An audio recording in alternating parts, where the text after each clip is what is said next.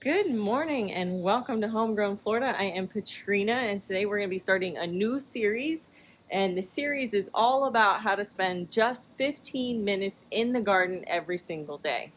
I actually got this idea from one of the viewers, and she had questioned about how I maintain my garden with a job and with family requirements and responsibilities, and how I manage such a large garden.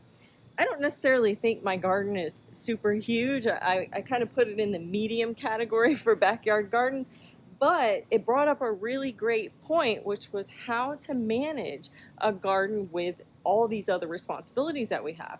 So I thought I would do a series for the month of October, our busiest month in the garden here in Florida, and show you what I do every single day to maintain my garden with just the 15 minutes.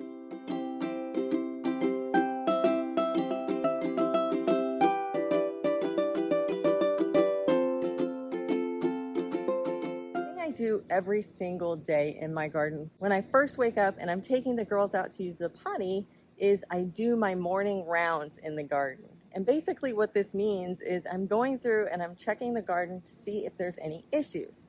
So I mainly check for 5 things. That is watering, if they look wilty, bug activity, disease, fertilizer, and then their overall growth pattern to see if they're growing according to schedule. This usually only takes me about 5 minutes, and while I'm out here, I will use my paintbrush to do some pollination if I see that that's needed, and I also bring my glove for any harvesting that cannot wait for my weekly harvest day. Hi guys! You want to go potty? Come on! Our next step is I'm going to come over here and I'm going to grab my glove, my very trusty worn-in glove, and my paintbrush.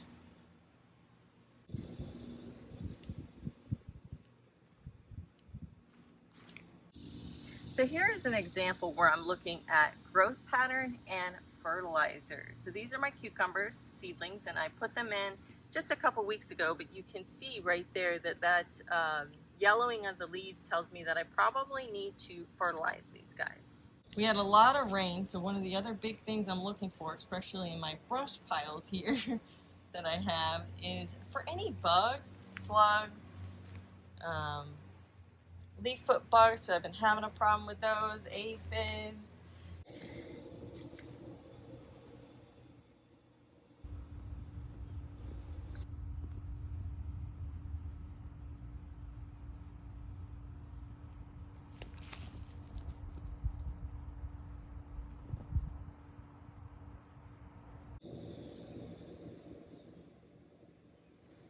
So far I'm not really seeing much that's causing me any kind of stress.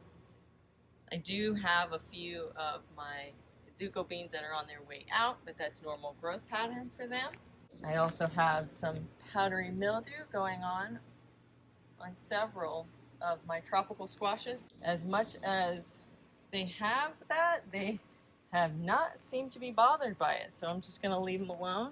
I have some peppers here that are probably getting close to being ready, but since they're not that bright red, I'm going to leave them alone today. This one's also pretty loaded with peppers, and I have a couple red ones back there. Once again, it just turned red, so it's probably got some time. Now, related to disease, this guy right here is an example where I have definitely something going on. The leaves are curled. All of these other guys right here get the same watering schedule, and their leaves don't look like that.